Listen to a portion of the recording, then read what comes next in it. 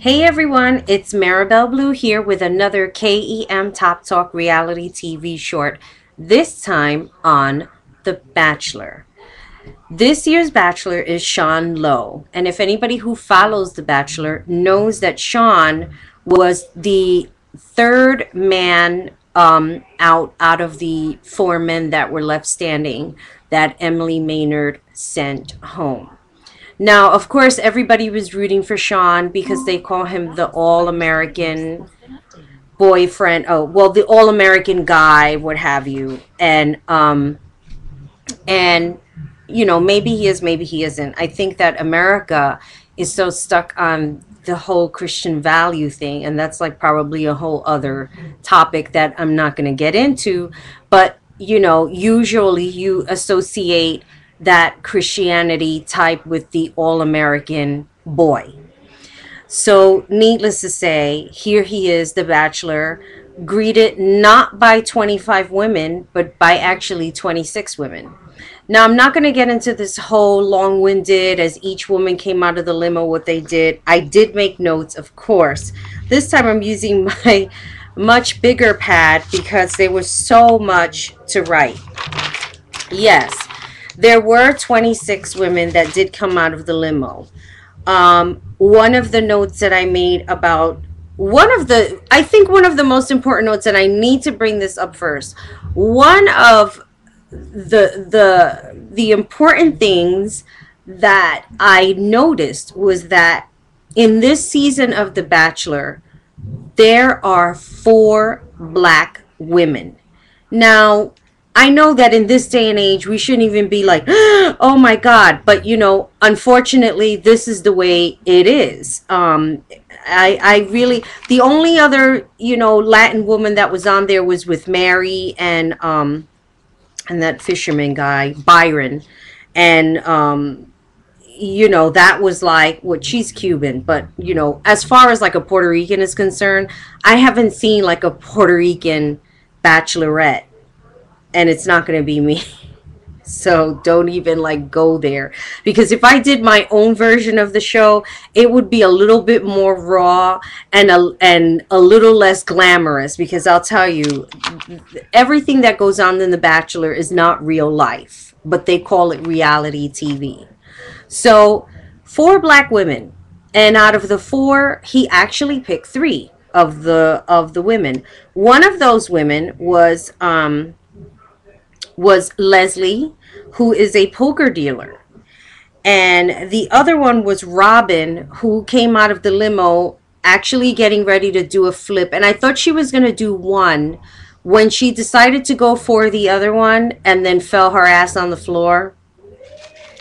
You know what? Word of advice, if any woman decides to get on The Bachelor, do not do any flips in a dress. Just don't do it.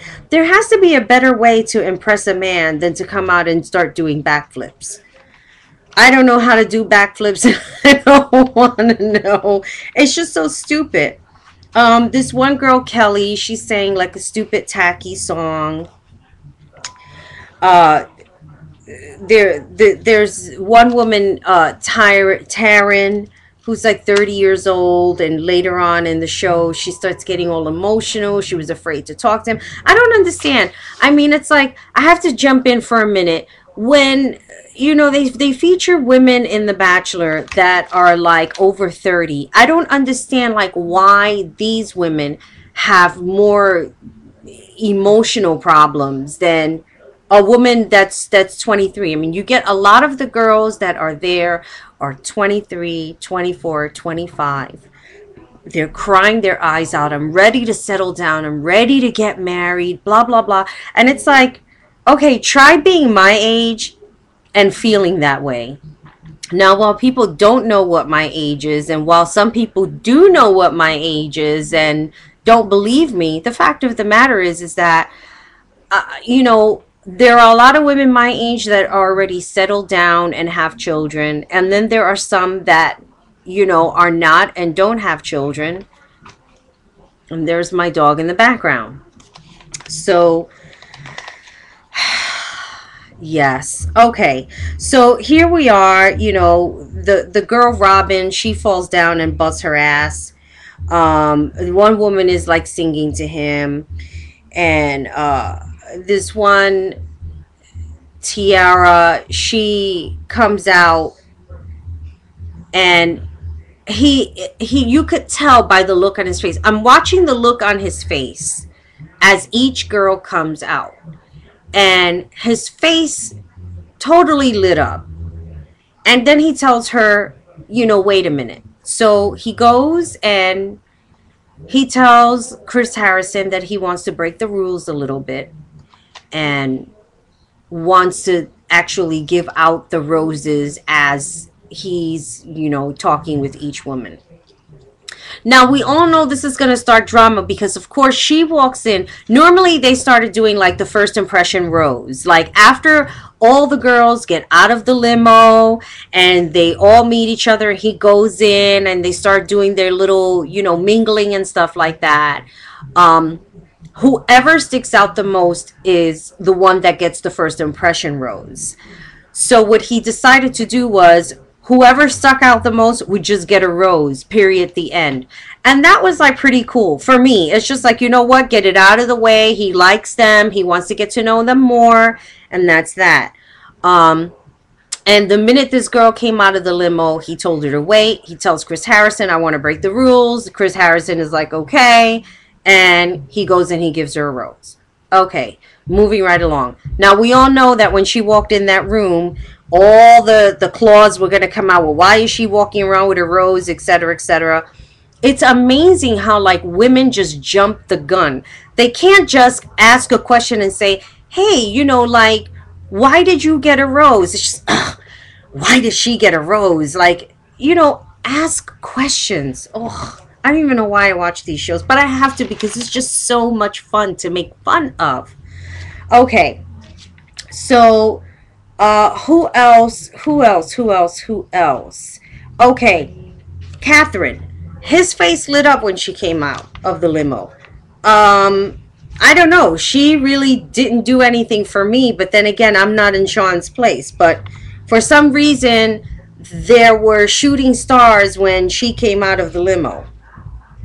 Now, there was one interesting bachelorette that's on there. Her name is Sarah, and she was born with like a half of an arm. She has like one and a half arms, I guess, and something had happened that the umbilical cord had actually severed her arm, and she basically grew up without having that. And Sean picked her, but I think I look at it like this. I think that when somebody has like some kind of abnormality, that it's very challenging to be involved with someone like that in a relationship. So I have to give kudos to Sean for, choosing her. And then Taryn, the 30-year-old woman that was like crying in a corner, he picked her as well. He gave her a rose. So basically, like after he meets all of these women, I'm trying to look at my notes to see if there was anyone else. No, there really wasn't. Oh, well, there was one girl, Lindsay. She came in a wedding dress. Why on God's green earth would you walk in with a fucking wedding dress? That I will never understand. I think any other bachelor would have just been completely turned off and would have been like, you know what? I'm sending this bitch home. But he didn't. He gave her a rose, and they did like a little dance and stuff like that.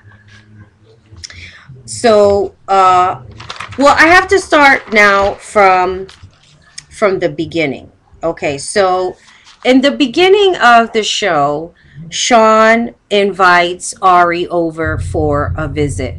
Now, strange as that may be, that they were both on the same season for Emily Maynard, and they were the last three men standing before she sent Sean packing. I think it's very strange that two men would actually become friends and, talk about a woman that they were really, that they had very strong feelings for. And I think that the conversation is so manufactured, like they're talking about Emily and they're talking about, how to kiss a woman, and he's talking about how to practice, how will you accept this rose, so on and so forth. And it just really just seems so manufactured and not genuine. Like, are we really supposed to believe that Sean and Ari actually hang out? I mean, like, aren't these men mostly from like other states? Or what happens like once you become part of the bachelor, bachelorette family, or even the bachelor pad, that everybody just moves out to Los Angeles and kind of hangs out all day long? Now, yes, they are like within a community because, everybody gets to know each other and they all hook up and stuff like that. And that brings me to the 26th girl that came out of the limo, which was KCB. Now, KCB, if you remember her, she was from the Ben season, and she was the one of the four girls standing, and he sent her home because her parents were really adamant that if he is going to be with her, they cannot live together under the laws of not being married. Because, of course, her parents are like very strict Christian people. And as we all know, Christian people have all of these distorted values about what relationships signify. As you can see, I don't like the whole Christian culture. To me, is full of shit. And a lot of people that know me know that about me.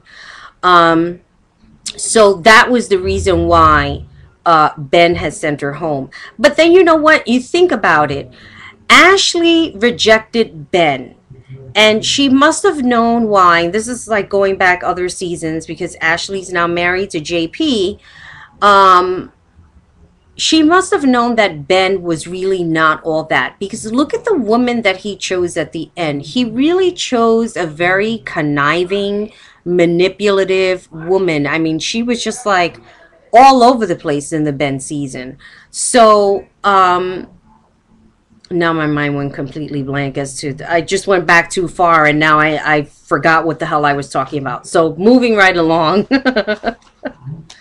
Too many people. So yes, they are all within a community. They all hook up. Oh yeah, KCB. So Ben, for me personally, I think KCB is a really good girl, regardless of her Christian upbringing. And Ben is not worthy of a woman like that. And that's my opinion on that. Because look at the woman that he ended up going with anyway. Okay, so of course, when the women see KCB, they're like, oh, wasn't she from another season? And then this woman, Desiree, makes a comment about, oh, well, she was rejected, blah, blah, blah. And it was like, yeah, but bitch, how long you think you're gonna last? She was rejected like almost at the very end. How do you think that you're gonna last at the very end? And it just had me thinking, wow, it's wonderful that all of these women are really confident about pursuing a guy, and they think they're going to go all the way at the end. Sometimes there's a thing called being overconfident, and that's not a good thing. I cannot profess and say I know exactly what a man is looking for. I don't know what half of the times they're looking for. I mean, it's like one day they're like this and the next day they're like that. So sometimes being overly confident is not a good thing. Just an FYI. So while Sean is going around, giving roses, he's having conversations with the women. And what happens is if he likes the woman, he gives her a rose. He has a conversation with KCB, and, he's like, oh, well, we got together because I guess they had hung out and met or whatever. And she really liked him. Now, again, these people are a part of a community within a community. If she liked him, why didn't she say anything? And instead, he gets approached by the producers, and he decides to go ahead and be like the next Bachelor. Clearly, Ari was not interested in being in the next Bachelor. And if he's still single, Ari, I need to tell you, so am I. I'm definitely interested.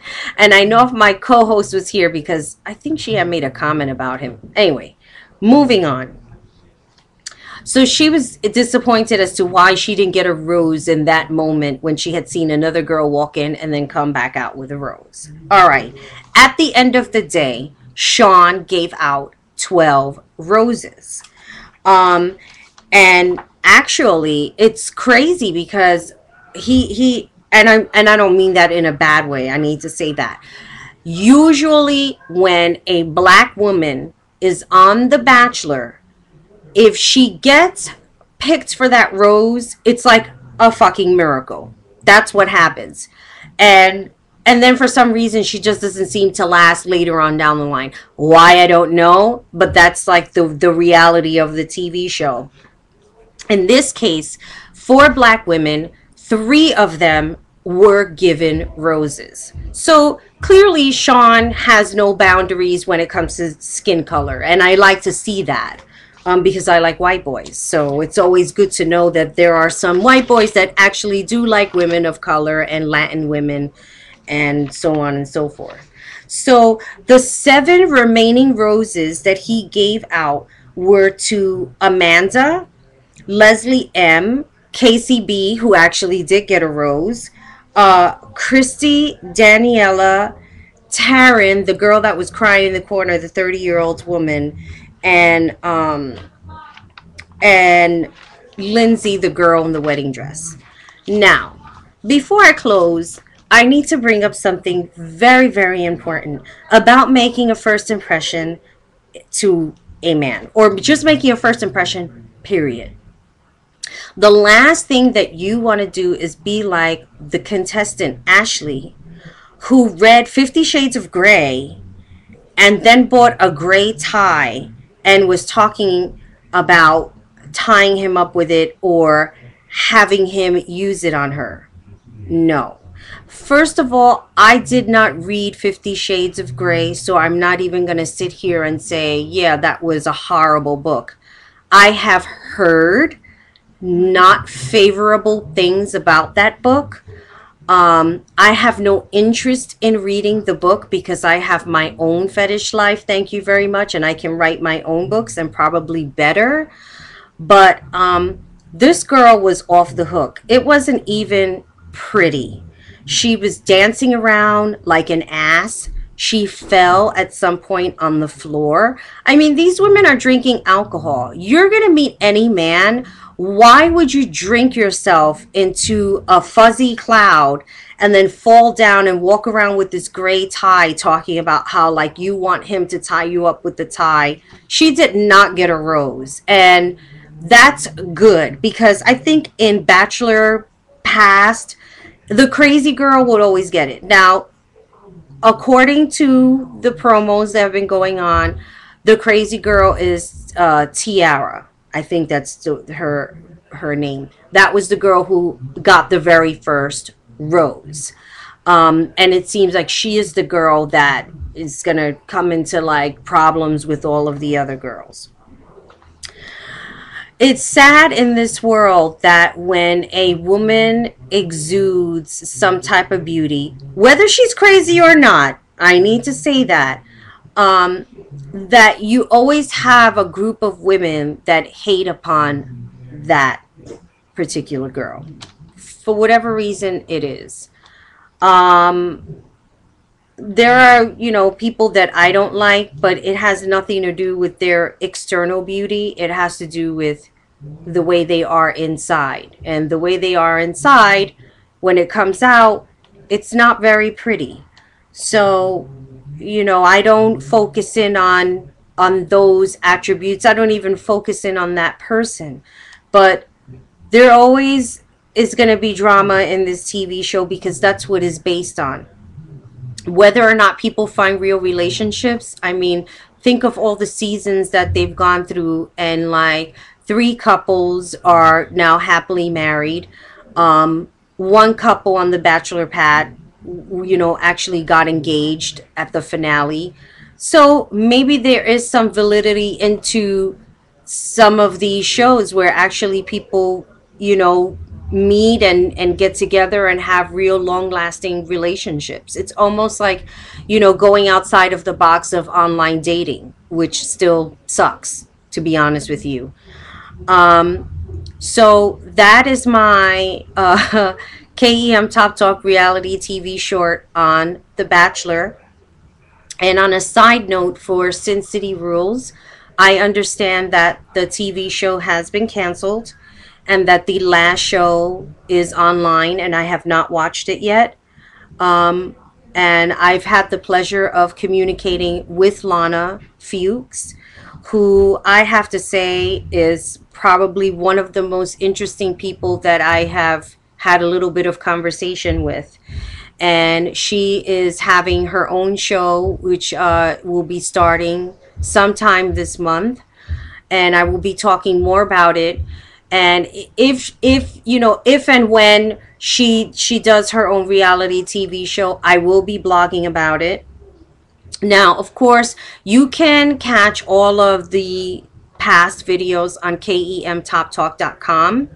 And Justine and I were very, very anxious to come back on the air. We've been working on some logistics, so please be ever so patient with us. I do miss being in coming into your laptop or iPad, whatever it is that you use.